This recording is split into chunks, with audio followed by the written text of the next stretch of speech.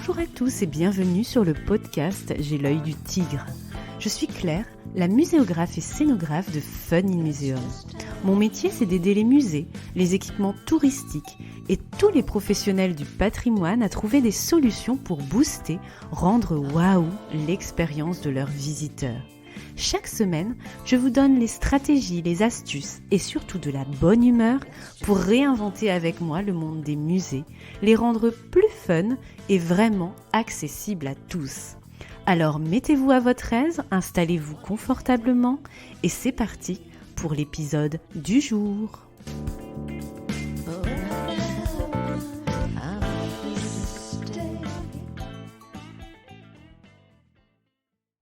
Expo mode d'emploi, Régie d'Enfer et Organidja, ça vous dit quelque chose ? Ce sont mes 3 premières formations en ligne pour booster vos compétences dans la création d'expositions permanentes, temporaires, itinérantes, que vous soyez étudiant ou pro du secteur musée, patrimoine, tourisme. Ces 3 formations concrètes sont accessibles en ligne à tout moment pour moins de 50 € pour vous former en mode boost, en toute liberté. Rendez-vous sur www.funinmuseum.com/boutique pour faire des expos à mes côtés après avoir écouté J'ai l'œil du tigre. À tout de suite. Bonjour et bienvenue dans cet épisode 28 de J'ai l'œil du tigre. Aujourd'hui, on retourne à nos moutons avec un podcast qui va parler davantage muséologie et tendances des musées du XXIe siècle, pour bien comprendre l'environnement dans lequel nous évoluons aujourd'hui quand on parle musée. La dédicace de cet épisode va à Émilie et Chloé du compte Instagram @objectifspropatrimoine, lauréates du concours d'attaché de conservation et du patrimoine en 2019, qui disent-ils des conseils pour réussir les concours de la fonction publique. Je les salue chaleureusement toutes les deux. Elles ont mis en lumière il y a quelques semaines, pour les sujets du concours, une ressource que je connais de mon côté en large et en travers, mais que vous méconnaissez peut-être encore. Le rapport Mission Musée du XXIe siècle, dirigé par Jacqueline Edelman en 2017 pour le ministère de la Culture.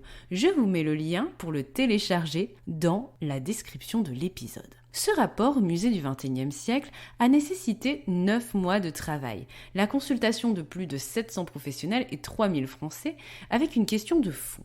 Quel musée voulons-nous pour demain ? 4 piliers ont été validés comme socle de ce musée du XXIe siècle. Vous les ignorez peut-être ou vous les avez peut-être en tête. Peu importe, je vous rafraîchis la mémoire avec un petit post-it dans cet épisode. Premier pilier, le musée du XXIe siècle est un musée éthique et citoyen. Deuxième pilier, le musée est protéiforme. Troisième pilier, le musée est inclusif et collaboratif. Quatrième pilier, le musée est un écosystème professionnel. Alors ok, mais qu'est-ce que ça signifie tout ça concrètement ? Le rapport fait exactement 251 pages et on va décortiquer ensemble ces 4 piliers pour réviser. Je vous en ai tiré le meilleur pour moi, allez, c'est parti. Premier pilier donc, le musée de demain est un musée éthique et citoyen. Ça ne vous rappelle rien ? Évidemment la définition officielle de l'ICOM, le Conseil international des musées. Le musée est une institution permanente au service de la société, de son développement, etc. etc. Parler musée éthique et citoyen renvoie aussi à un nouveau rapport avec la notion de collection du musée, qui n'est plus uniquement considérée comme un groupe d'objets, mais elle est composée aussi de données immatérielles comme les témoignages et la mise en perspective de ces collections, les relations qu'on en fait avec le monde d'aujourd'hui.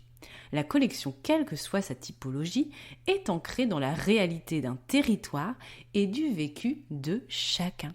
Elle va être un point de départ et ou une colonne vertébrale pour réfléchir à des problématiques beaucoup plus larges, notamment avec des enjeux de société. On va avoir de plus en plus tendance, dans ces musées du XXIe siècle, à créer des communautés autour de thèmes, d'initiatives. Cette démarche n'est plus l'apanage de la catégorie musée de société et des écomusées que vous connaissez peut-être. Musée éthique et citoyen, ça renvoie aussi à considérer les visiteurs comme des individus qu'on doit accueillir au musée, comme dans un service public avec une logique de proximité et d'accessibilité. Enfin, dans ce premier pilier, On part du principe que le musée, notamment les musées labellisés Musée de France, doivent véhiculer les principes de la République, avec les notions liberté, égalité, fraternité, mais aussi de tolérance, d'inclusion, etc. Le musée est donc un lieu de dialogue où les visiteurs peuvent donc s'engager et échanger. Et ça, je vous le rabâche à chaque épisode. Ainsi, quand vous faites une exposition ou que vous imaginez une animation, un dispositif de médiation numérique ou autre, cette problématique de l'engagement et de la participation du visiteur citoyen doit être centrale, ne l'oubliez jamais. En tant que professionnel du monde culturel, vous ne devez pas créer une relation verticale avec le public, descendante du haut vers le bas, du sachant vers l'apprenant, mais vous devez bâtir une relation horizontale, susciter le questionnement, l'interaction avec ce visiteur. En muséographie par exemple, ne lésinez pas sur des dispositifs de médiation où le visiteur vote avec un système de balles, de pastilles, où le visiteur s'exprime sur un sujet, sur un mur d'expression ou une fresque collaborative. Invitez le public à faire des choix dans un serious game ou même un escape game pour un maximum d'engagement. Vous pouvez aussi utiliser les chatbots, CF épisode 26 du podcast avec Caroline Rosenet d'Artibot, où on parlait justement d'arbres de décision pour des compagnons numériques beaucoup plus personnalisés et engageants.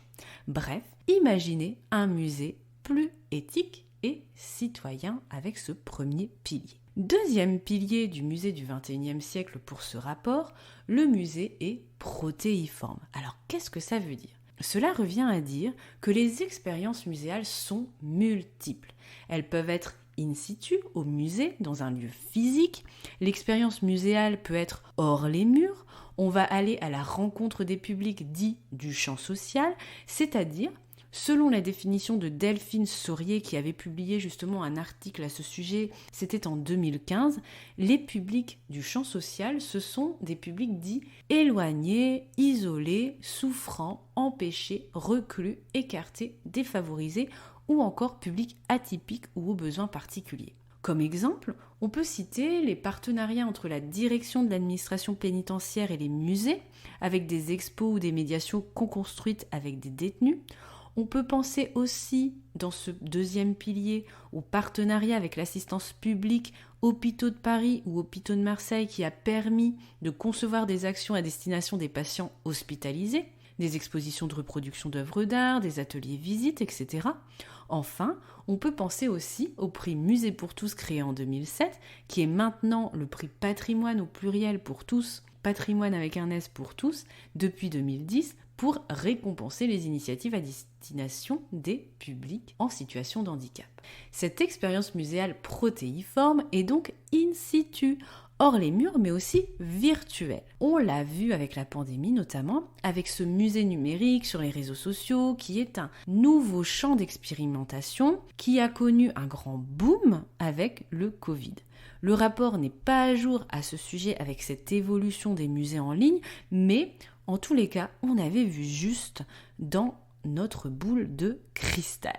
Troisième pilier du musée du XXIe siècle, le musée inclusif et collaboratif. Qu'est-ce qu'on y met dedans au-delà de tous les petits tips que je vous ai déjà donnés dans les podcasts sur l'accessibilité, etc. On considère dans ce volet que le musée d'aujourd'hui et encore plus de demain, est un acteur du monde en mutation. Le musée va établir des conversations avec le visiteur. On ne parle pas seulement de l'engagement, comme dans le pilier 1, le musée éthique et citoyen, mais on parle de musée collaboratif, participatif, où on va faire appel à l'intelligence collective, où les visiteurs vont devenir des acteurs, des ambassadeurs. Par exemple, avec du mécénat participatif, je pense au Muséum de Lille, avec la possibilité d'adopter un animal de la collection du musée. Je pense aussi à la science participative, où les visiteurs vont participer justement à la connaissance et à l'enrichissement d'une collection par des dons, des témoignages. Pensez aussi bien sûr aux marathons créatifs, aux sondages, aux enquêtes, aux accrochages participatifs, etc. L'idée de ce troisième pilier est d'allier la convivialité, l'échange et la créativité de chacun au service du musée et de ses missions pour en faire une maison commune. Maison commune, vraiment expression mots-clés. Cela implique de nouveaux modes de gouvernance, des intervenants multiples fédérés autour d'un projet, des associations, des institutions, des particuliers, des entreprises, des bénévoles, etc., etc. On est sur un musée beaucoup plus perméable, ouvert aux initiatives et aux modes projets qui sortent un peu des sentiers battus. Et enfin, quatrième pilier de ce musée du XXIe siècle que nous décrit le rapport, le musée est un écosystème professionnel qui a fortement évolué depuis ces 15 dernières années, avec des musées qui ont des modes de gouvernance de plus en plus complexes, mais aussi avec l'apparition de nouveaux métiers. Le muséographe, par exemple, longtemps absent des organigrammes, commence à apparaître et est, quoi qu'il en soit, un acteur incontournable pour tout projet d'équipement ou d'exposition, avec de l'ambition et une attente forte de résultats et de compétences. Ce muséographe peut intervenir en interne dans les structures, il fait partie de l'équipe, ou il peut, comme moi, se greffer dans le cadre d'un projet précis en intervenant pour une mission externalisée. Ces nouveaux métiers, ce sont aussi les chefs de projet numériques, les community managers, etc.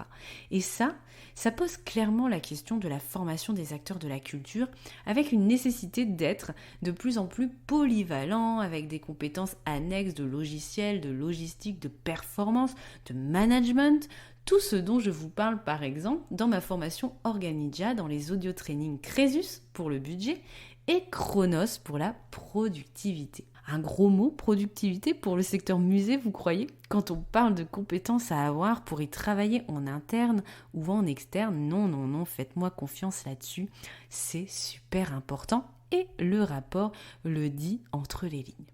Voilà donc les 4 piliers du musée du XXIe siècle et les tendances à absolument connaître et maîtriser. C'est le moment du résumé. Pilier 1, le musée du XXIe siècle est un musée éthique et citoyen avec la thématique centrale de l'engagement du visiteur. Pilier 2, le musée est protéiforme avec la pluralité des expériences in situ, hors les murs, en ligne. Et moi, je rajouterais même expérience shopping dans les boutiques de musées, souvenez-vous de l'épisode à ce sujet, expérience gastronomique dans les cafettes et restaurants, et même expérience WC. Épisode 15 du podcast sur les toilettes de musée. Pensez toujours expérience avant, pendant, après la visite. Pensez expérience globale et tentaculaire, ok ? C'est compris ? Troisième pilier, le musée est inclusif et collaboratif avec des visiteurs et acteurs tiers de plus en plus impliqués dans la vie et l'évolution du musée. Enfin, quatrième pilier, le musée est un écosystème professionnel avec des compétences métiers qui évoluent et des modèles économiques d'équipement et de projets qui se complexifient pour répondre à des besoins de performance et à de nouvelles ambitions. Avant de vous quitter, j'avais envie de vous citer les 12 mesures prioritaires qui sont ressorties dans l'enquête publique de ce rapport. Je trouve ça très instructif. 91% des personnes auditées ont affirmé qu'elles souhaitaient que l'offre du musée soit adaptée aux jeunes générations. 91% aussi des personnes interrogées veulent que le musée s'adresse à tous les milieux et à toutes les cultures. 89% des personnes veulent rendre le musée plus vivant et convivial. 86% veulent faciliter l'accès à ceux en difficulté. 85% veulent qu'on crée des espaces de visite enfants, des ludothèques et des espaces pour les tout petits. 83% veulent qu'on travaille davantage avec les assos et les entreprises. 81% veulent associer les jeunes à la vie muséale. 81% encore veulent faire venir des artistes pour discuter. 79% veulent faire découvrir les coulisses du musée, tout ce qui est réserve visitable, visite VIP, etc. Ça, 79%. 78% veulent que les œuvres soient présentées avec originalité. Et là, vous avez un podcast là-dessus. Souvenez-vous, c'était l'épisode 19. Enfin, 77% veulent mettre à disposition des photos sur Internet, musée en ligne, on retrouve cette thématique. Et enfin, 74% veulent qu'on propose plus d'outils numériques. Voilà les 12 chiffres à connaître qui renvoie justement à ce musée du XXIe siècle et aux 12 mesures prioritaires souhaitées par les Français pour le musée de demain. Cet épisode Focus Muséologie et Tendances touche à sa fin et j'espère qu'il vous a plu. Pour réinsister sur les points d'ancrage essentiels du monde des musées aujourd'hui en 2021, la semaine prochaine, nous parlerons droit du visiteur dans ce musée du XXIe siècle justement, avant d'attaquer les épisodes de l'été dans un esprit cahier de vacances et cocotier. En attendant, il ne me reste plus qu'à vous souhaiter une bonne matinée, après-midi, soirée, où que vous soyez. Et à très bientôt pour le futur épisode mardi prochain sur J'ai l'œil du tigre.